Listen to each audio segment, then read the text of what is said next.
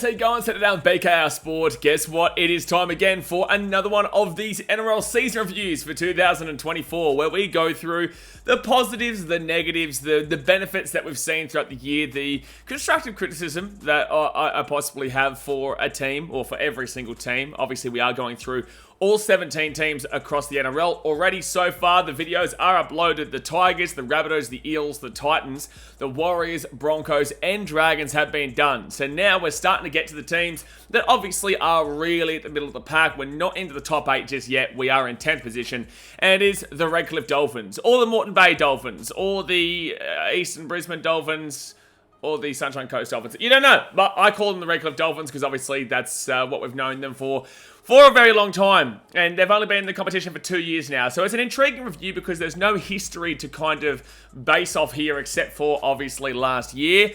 And they are very, very individual in regards to how you have to review them because they are that brand new, fresh club, right? And you do need to, think about that when you're talking about kind of what they're building towards, or if they're about to, fall off what they are already on. Like, for example, my Gold Coast Titans in 2007, they did not make the finals. And then in 2008, they were very close to the finals. I think they actually, let's just quickly have a look here. So to compare, not that one. Let's go here. So in 2000 and... we'll go 2023 here so we can see the Dolphins. So in 2023, the Dolphins finished in 13th, right? Now we're going to compare these because these are the two newest clubs, and also we're only going to compare the first couple of years there for the Titans as well. So Dolphins finished in 13th position. Now we go back here to the first year that the Titans were in the comp, and they finished in 12th position. So very, very similar. Very, very similar positioning there in regards to their first years. Titans had 10 wins to 14, but you can't really look at that because also, to be fair, they played 24 just the same, right? So 10 wins, 14 losses compared to 2023 for the... the ads always mess this up. Compared to the Dolphins, who had 8 wins and 14 losses. Oh, no, that's not correct. 25, 26, 27. They had 9 wins and 15 losses. So very, very similar. Titans had just a little bit better of a year than the Dolphins did in their first year. Now, you go to this year, 2024, where obviously the Dolphins did finish in 10th position with 11 wins and 13 losses. And then you compare that with 2008, the second year the Gold Coast Titans were in the competition. And Titans actually did not have a great year. They did not have a great year here. They finished on 10 wins and 14 losses, right? So at the moment, you would say, well, firstly, the Titans had a better first year, and the Dolphins had a little bit of a better second year, you would argue, especially being 4 spots above and an extra 10th competition. So that is a positive there for the Dolphins. However, you do see here in 2009, the Titans end up finishing in 3rd.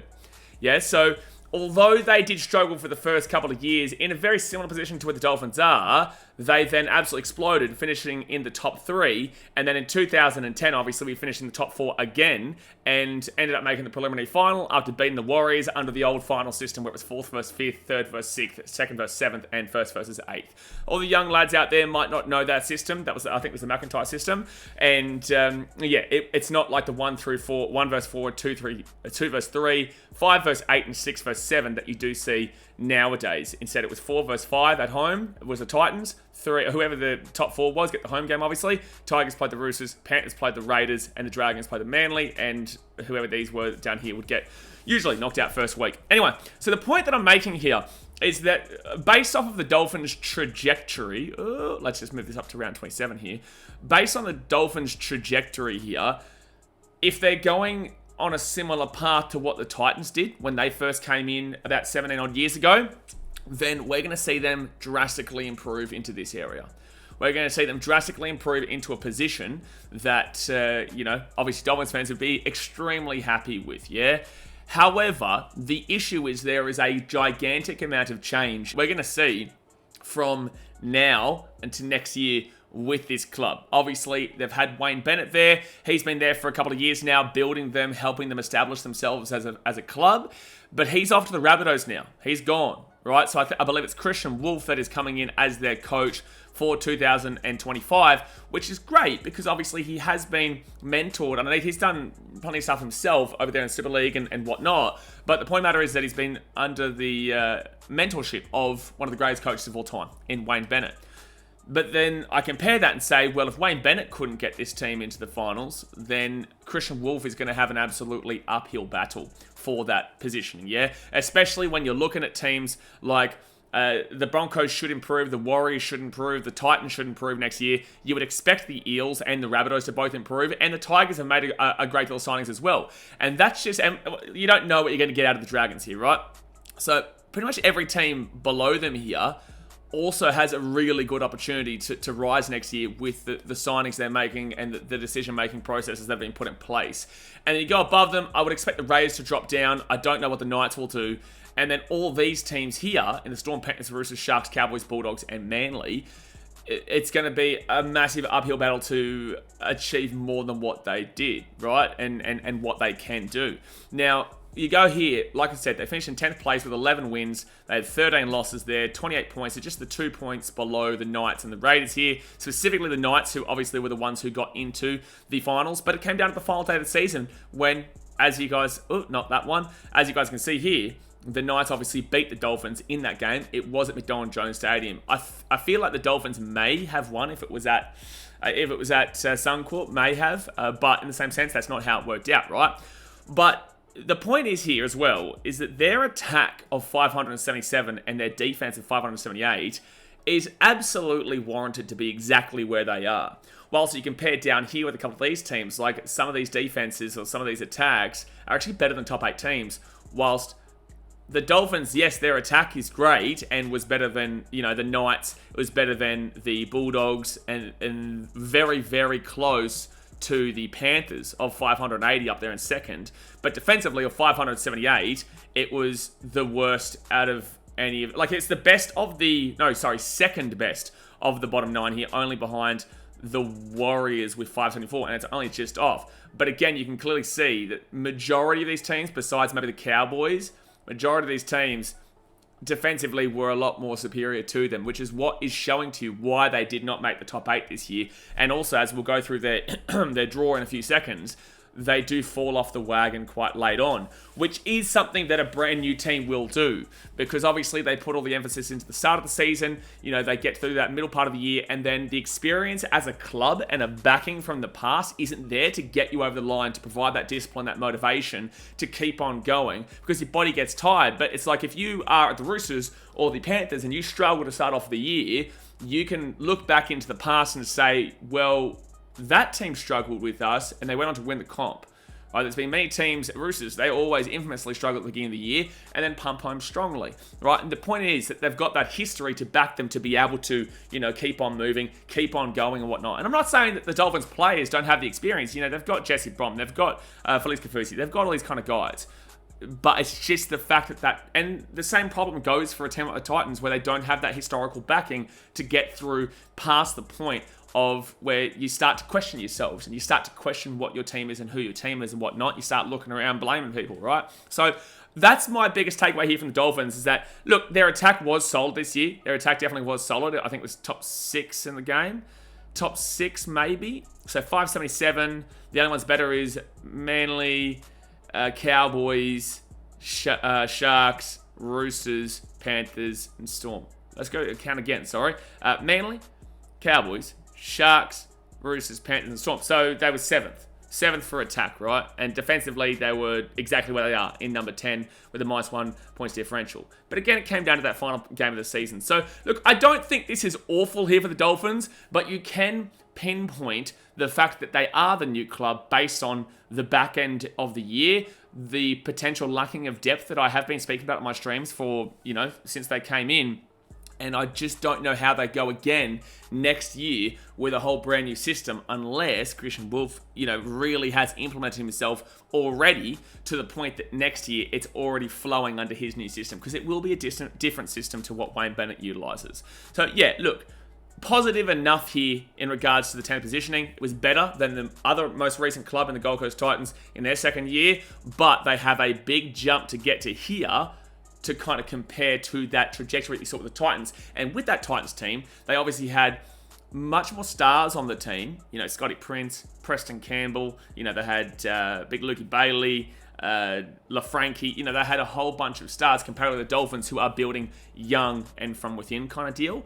So, and also they had John Cartwright as their coach from 2007, I think, up until 2012, 2013 was when Carty left. So there was a lot more consistency with that Gold Coast team, whilst the Dolphins have made that change. So that's the thing that I pinpoint right now in regards to the Dolphins, about a little bit of a concern for next year, but also the fact that they have done better so far, just. So there's also that positive, right? You're just going to hope that the trajectory is being built. Now, let's go here to the season. Obviously, their back end of the year was a bit of a mixture here, right? So they lost in this game here to the Knights. And I'll go back to the start of the year. They lost this game here in the Knights, which maybe we should start at the beginning of the year. Yeah, we will. We will start at the beginning of the year, actually. We're not going to start right at the back end. We'll get through to that point. All right, so in round one, they absolutely sucked. They sucked really poorly against the Cowboys. They lost 43-18. And to put context to this as well, the Cowboys struggled for the first half of the year, came home like a train, right? The Cowboys are a very poor defensive team, but a very good attacking team. So you need your defense to be on point to prevent them from scoring, and you can score points past them. So this was a really, really poor result to start off with, especially considering the Cowboys struggled last year as well. Dolphins fans at home would have been believing, but no, they got 43 points. But then they go and lose 38-0 here to... they go and win, my bad. They go and win 38-0 here to the Dragons, which was out of nowhere, because the Dragons just absolutely whooped the Titans with beforehand, with a lot of hype there. The Dragons weren't favourites, and then they come into this game as favourites and lose 38-0. And you're just like, well, what's the Dolphins team doing here? You know, the expectations there were that they would maybe not win, but put a really good show up for it. The expectations here were they were probably going to lose the game, because the Dragons come off with a massive win and the Dolphins coming off a huge loss. So really interesting first two games there, but at least they went 1-1, plus also the bye, and then also obviously came in against a Titans team that at that point had not won a game that throughout the season. Took them like 3 or 4 weeks later to even win a game. So this isn't too big of a deal, but with that being said, they're getting wins, right? And this is the point that I made. The Dolphins start the season off strongly. They're a fresh club. This is what fresh clubs do. They start off strongly and then just start to falter through the really crucial parts. So through their 1, 2, add the buy-in, 3, 4... First five games here, they only lose the one game, which was that opening round of the season. So this is a really positive start, but also who are they playing? Wasn't a top 8 team, bottom 4 team, and then this team, the Tigers, came absolutely dead smack last. So it didn't really give you a great deal of, it shouldn't have really given you a great deal of confidence, because it was who they were playing is not someone who ended up doing well at the back end of the year in hindsight. Obviously at the time you have to think differently, but in hindsight, they haven't done anything at all, you know, and the Dragons were the most inconsistent. And the Cowboys, this scoreline is pretty reminiscent of what was their season. This was the most important game of the lot, and obviously they lost that one, yeah? So, yes, they went 4-1 inclusive of a bye, but there were issues that you look at there. But you can only play against who you are given, right? You can't hide from that. Whoever you get given, whoever your draw is, you have to play against and you have to win. So you can't knock them for winning. And that's not what I'm doing here. I'm just saying that even back then, those teams aren't exactly thought of as high-placed teams, correct? All right, so now we get to round 6, where they start to go through a bit of a mixed patch here. So they lose 28-14 to the Broncos. At this point, the Dolphins had never beaten the Broncos in their entire history. Obviously, the 2 games last year. The Broncos beat them, and I would say beat them pretty well in this game, to be fair. Then they go and beat the Eels. Another win against a team that struggled significantly this year. I don't think at that point we thought they were going to struggle as much as they did, the squeals, but they did struggle throughout the year. So in hindsight, again, hindsight's a key word here.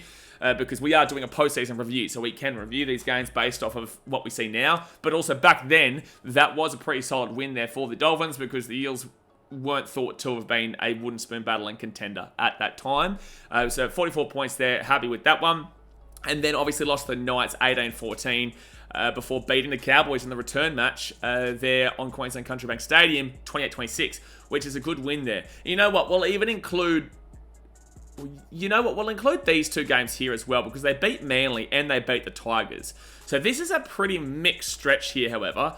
Loss against the Bronx, a big win against the Eels, a loss against the Knights, and then I would say this is 2 big wins here against the Cowboys and Manly, and then an expected win against the Tigers. So a couple of losses to start off the stretch, The Knights, obviously, a top 8 team this year. The Broncos obviously struggled, but were coming off a grand final last year, and we thought they were going to be much better than they were. But then the Eels is expected, Tigers was expected, and then these 2 ones were pretty impressive. So I like that middle stretch. I like that middle part, but it shows. So round 11 here, I think you probably would have been about top 5. I think you probably... Oh, no, that's not the one I want to click. Round 11. After round 11, you were top 4. You were top 4 here. So you were on the same amount of wins as the Panthers, 1 behind the Storm, and only 2 behind the Sharks there. And your points differential was plus 69. Obviously, you finish off the year with the -1, which is just behind by 1 to the Panthers, only 12 to the Storm. Significant, not significant, but a decent enough amount, 50-odd behind, 40-odd behind the Cronulla Sharks there. And the only other one down here is obviously the Roosters there with 107. So that is a really, really good stretch there for the Dolphins. It is a good stretch that really starts to give you a lot of confidence. And again, they should be being a lot more confident now after those 2 wins there. I know this was... Oh, that wasn't Magic Round, was it? I think round 10 was Magic Round. No, this one, Tigers, was Magic Round. So those 2 games here are really impressive. You like that. All right. Then we start to see the Dolphins falter. And I think it might come due to the confidence of winning 3 in a row right there. I think it might come due to that confidence. Because 3 in a row, 2 of those being decent opposition. They then travel to Auckland to take on the Warriors, and they lose 24-20. They then play the Raiders at home. They lose that one 26-25. Good to see they get the bye, refreshes them. And then obviously get a big win here against the Sharkies, 30-28, which was a big win. However, I remember that game. They started off red hot the first 30 minutes of the game, and the Sharks came home like a train, but unfortunately Nico Hines missed the conversion from the sideline to tie that one up and send it to extra time. So this actually wasn't the most impressive game, but they take the win, because it is against good opposition who did finish in the top 4 this year, and the Sharkies did know how to put points, and they're a bit of a weird team this year, the Sharks. This was just around the point they were really struggling as well. But with that being said, on merit, that's a good result. But these 2 games here look like the back of a confident stretch. And this is maybe what set an unrealistic precedent for where they were at that point of the year. So, yeah, interesting stretch. And then after they beat the Sharkies there, the Storm go and get the win. The Dragons go and get the win. They get the bye again. So their byes came at pretty decent enough times. You know, it's not like the early part of the year, like you see, sorry to bring them up again, the Titans. You obviously see that the Gold Coast got their byes pretty much all before round 14 or so. So I think it was, pretty much all before round 13, round 14 there for the Titans. So this is actually not too bad. You do want it more spaced out, but with that being said, you don't really complain too heavily about that. And then, we go down here, and this is a rough stretch here. So, yes, you beat the Rabbitohs. Not a great, fantastic result, but at least you got the W there. But the Rabbitohs did end up coming second last. Whew. But then you lose the Panthers 28-26 in a real nail-biting game there. This one is awful against the Gold Coast Titans, where you were up, I think, 14-0 in this game before the Titans came back and did the revenge comeback on the Dolphins from last year. The Titans had actually never beaten the Dolphins in their history up until this point through 3 games. They lost twice last year and also once earlier this year at Seabus, as we showed before. So this was a bit of a turning point as well, just after this one. But you can also understand it based on the fact they took on the Panthers in Penrith, and it was a very close game where they probably got sapped a lot of energy in this one, to be fair. So, they start to falter here, then give up 40 points to the Roosters. They're giving up a lot of points at this point. 28 there to the Panthers, 21 to the Titans, 40 to the Roosters, 32 to the Warriors. It's a good win. It's a good, solid win there against the Warriors in a time that was necessary. But then they've given up 30 points to the Dogs here in round 24. This is when they're in the back stretch where they're starting to... You know what? After that Rabbitohs win in round 19, where were they? Where were they after round 19? I keep clicking the wrong one.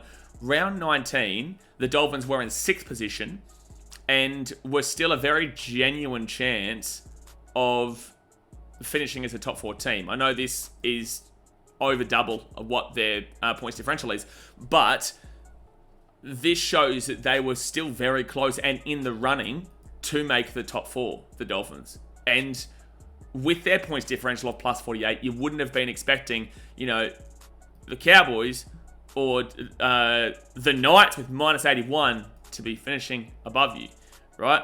So then they obviously go through this losing stretch here, and then post round 22, after 3 straight losses, They then dropped from 6th to 9th. They did not win a game after that for 3 games, right? And then guess what? Cowboys are above them. This Dragons team is actually 2 points clear of them with minus 90 points differential. And, you know, the Knights are minus 105. Minus 105 there for the team that obviously beat them in that last game of the season and also was a real key. This really frustrates me here. But the point of the matter is that minus 105, this is a really important team to your season in the context because obviously they beat in the last round and also just finished above you. So that 3-game stretch is pretty much what killed off your season. That 3-game stretch here, which was very, very tough. You needed to win this game. You needed to win that one. This is relatively expected, but you gave it a good go, and this is relatively expected. You gave it a good go. You shouldn't have lost this one. You should have won that one in the middle there. I'm not saying it's the Titans' fault that you didn't get into the finals, but you could make an argument for it there, because then you obviously go and get this. You won one of those 4. You won one of those 4, and again, you still got 32 points in a win. So let's get to this real back end of the year, where it is hot, it is fiery, and again, you look at this ladder post the year finishing in round 27. You finished 2 points short, but your points differential was much more superior than the Raiders who finished above you, and also much more superior than minus 40 for the Knights there, despite that loss. So that shows to you all you need to do was win one more game. One more game this year, and you would have been in the finals. You got pumped by the Bulldogs 30-10. Good team. You got absolutely slapped by the Storm there at home. 48-6, not at home, sorry, in Melbourne. That was embarrassing. This was a fantastic result. I actually tipped the Knights with that last round. But with that being said, I did think that was a real good tell. The Dolphins were going to be up for this last 2-game stretch against winnable opposition. It's not like the Knights weren't winnable. The Broncos, obviously, they annihilated them. Both teams were playing for a final spot. The Broncos obviously got whooped. See you later. And then for some reason, it completely dropped off, and the Knights just wanted more. They had the experience, and they were gritty, they were grinding, they got the win 14-6. And I don't even necessarily think that shows the game too much. I do think the Knights won a little bit more comfortably, but the Knights don't score points this year. They don't, because you go again, you look at this, the Knights only scored 470 points. They scored 107 less points than the Dolphins scored this year. So you look through that schedule, and there is clumps. There's clumps of really good results, and there's clumps of not even massively clumps, there's just losses filtered throughout the season that don't necessarily make a great deal of sense after like results like that. It's a good 2-game stretch. The Knights obviously had their number this year, but it was a good 2-game stretch. It's just that back end of the year they struggled, because the first part of the year, 0-1, 1-1, include the bye. No, you will take the bye away, so 1-1, 2-1, 3-1, 3-2, 4-2, 4-3, 5-3, 6-3, 7-3. They started off the season 7-3, so that's showing a good team. It's showing a team that has the ability there, and that's showing me a Wayne Bennett mentality. But then obviously they start to fall down around round 12 when they lose there to the Warriors in New Zealand, which is not an embarrassing loss. The Warriors in New Zealand are a tough team to play. With that being said, a lot of teams beat New Zealand this year. A lot of teams. But that's where their season came crashing down around the Origin period. It's not like they had a great deal of Origin players out. Now, we'll say Tommy Gilbert being out of the season this year for the... Tommy Gilbert being out was a big loss there for the Dolphins that didn't really get spoken about a great deal. But anyway, yeah, very disappointing last 4 games of the season. They needed to win at least 2 of these. They needed to win at least 2. They really should have won this game. If they had beaten the Titans when they're up 14-0, they would have been in the finals. They would have been in the finals. And also it would have set them up for a, more positive motivation and a more positive season based off of, having to play the Roosters tough team, Bulldogs tough team, Storm tough team, the other teams all very beatable. So that's their little season snapshot. Very good start of the year. Fell off around slowed down at Origin and then just dropped off a cliff at the back end. But you cannot tell me that it was not winnable there, and you cannot tell me that it was not winnable here.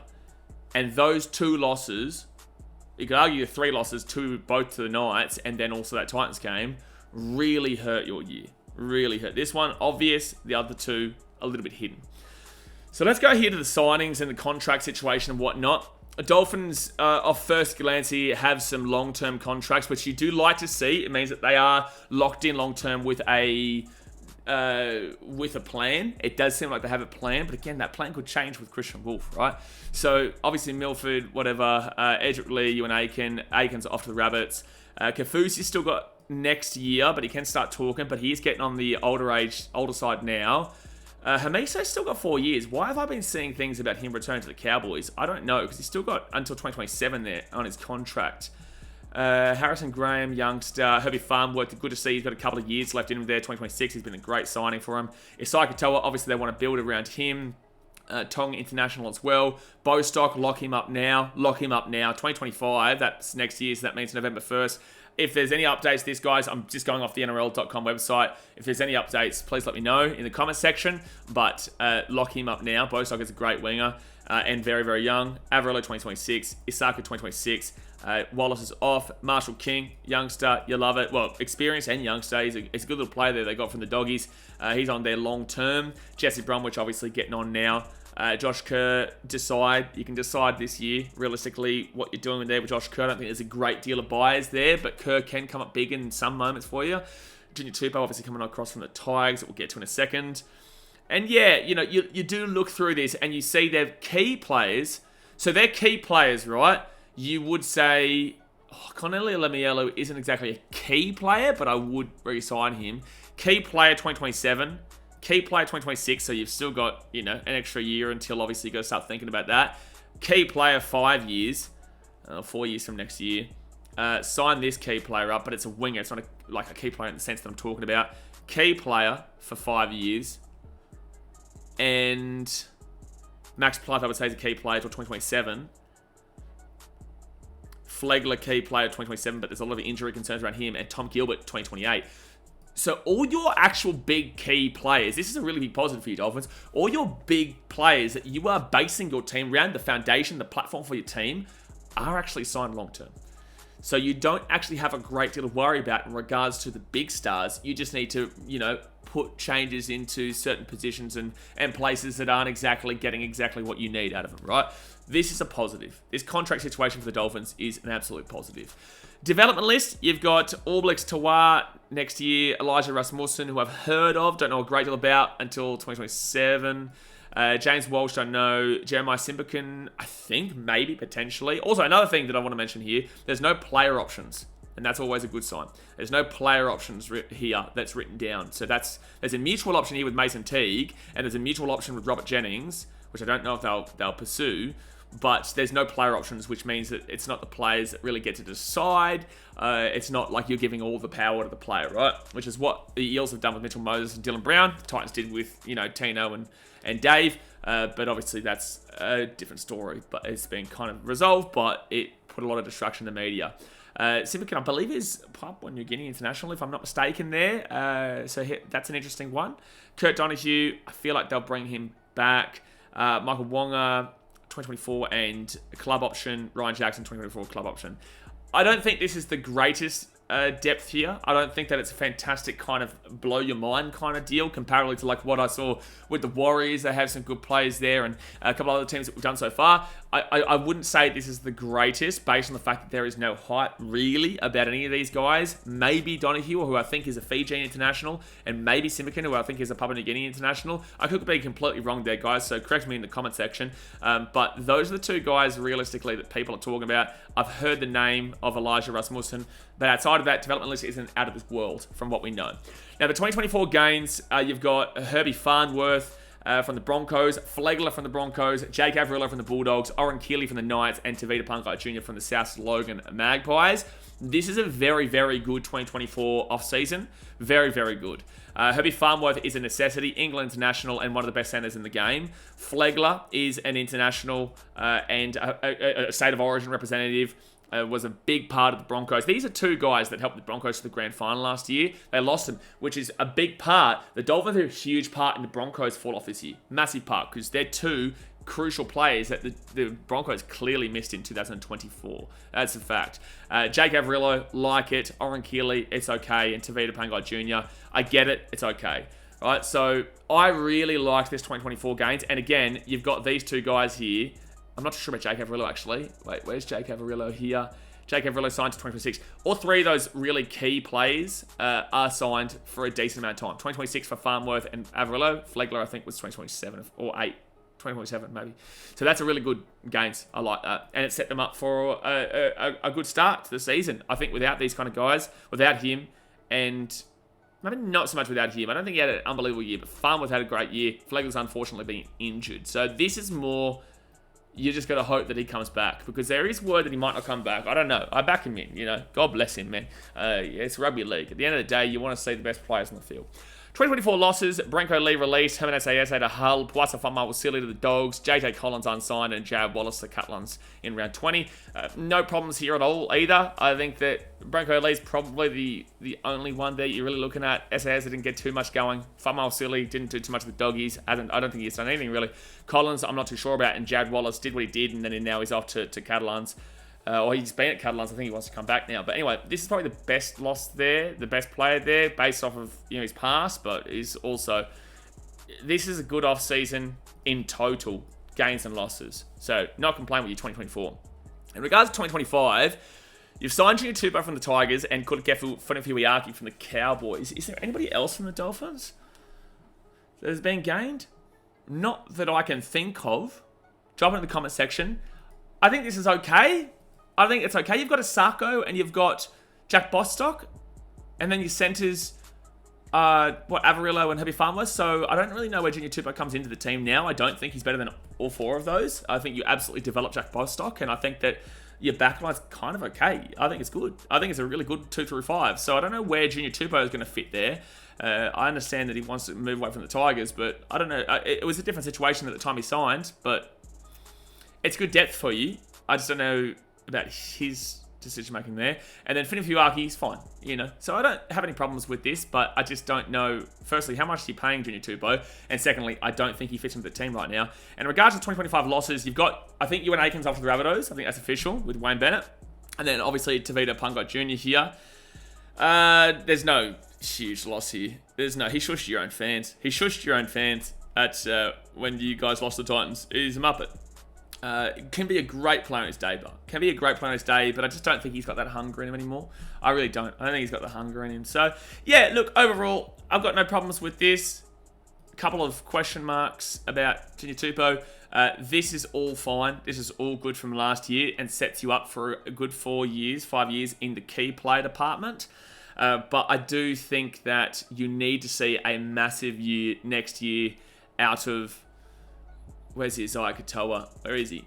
There he is. I think you need to start seeing Isaiah Katoa really develop into the player that we all know he can be.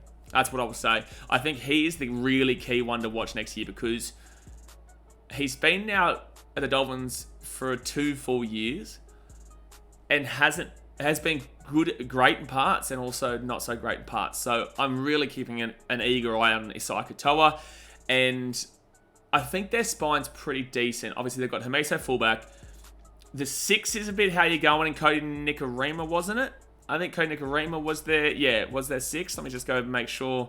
In their last game of the season, round 27, I'm pretty certain it was Cody Nikorima who... Oh, I clicked on an ad. Gee whiz, team list. Jake Averillo. Oh, that's right. They put Sean O'Sullivan there and Jake Averillo. So they don't actually know their halves yet, man. They don't actually know who they want in their halves just yet. Isaiah Katoa, I believe, was dropped in this game. They had Nikorima on the bench here. So I think that's... So when you go over this team, right, going into 2025, you don't know your halves yet. That's your biggest thing. You need Christian Wolf to know his halves, because Hamiso and Marshall King locked in, right? I don't know what these reports are about Hamiso, unless the Dolphins let him go early. He doesn't have the ability to go to the Cowboys. But... you need to sort that half situation out, because if you don't believe in Isaiah Katoa, then you've got to start thinking very hard very soon, because there's not a great deal of halfbacks on the market, but also Isaiah Katoa still has a lot of potential in him, man. A lot of potential in him.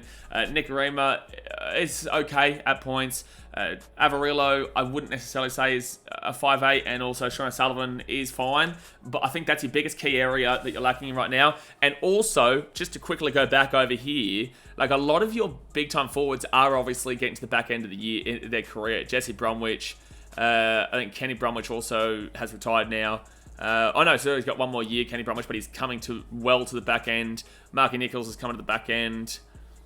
Max Blythe is a nice youngster coming through for the forwards. We're interesting to see how this one goes. This is great. Just need to see him come back from his injury. And Valencia Tefare is off contract. That's back line, but you can kind of use him in the back row and stuff. Ewan Aiken, he's off. Lemielo at least young. But anyway, the point is that I do worry about the Dolphins. I do worry about Redcliffe here because they've got some X factor, but I don't know how much quality they've got outside of their big stars. And that may sound obvious to say, but you do need a balanced roster. And I think that the Dolphins might find a few issues if they will find a few issues if Christian Wolf doesn't work out. But I think that Christian Wolf needs to make the right plays right now to adjust this team, because although they have it in them, I think that now is a whole different system and a whole different ball game where they are starting their brand new journey with a coach who is meant to be there for a long time, because Wayne Bennett was always limited in the amount of years that he would be there. So I think the Dolphins need to knuckle down and to lock in their halves, and they need to lock in the positions outside of their halves. Their 2 through 5 is one of the best in the game. Their 2 through 5 of Bostock, Farnworth, Avarillo, and Jermaine Sarko is one of the best in the game. It's really exciting. And sorry, they're 1 through 5, including Hamiso, but their 6 and 7 is confusing, lets their team down. The forwards are okay. Maxi Platt is a great pick up there. Marshall King's great. But their forwards, their back row, and their front row leaves a lot to be desired. So make signings now, or just start to really bring up who you've got in the development, which I didn't see a great deal of talent in, but they know a lot more than me, right? They know a lot more in regards to their team than I do. So, yeah, that's my biggest issue there with the Dolphins. I think the positive is that they do have their signings, their big-time guys, long-term. That's great. You don't have to worry about that. But it's a big fresh start. It's a big fresh start.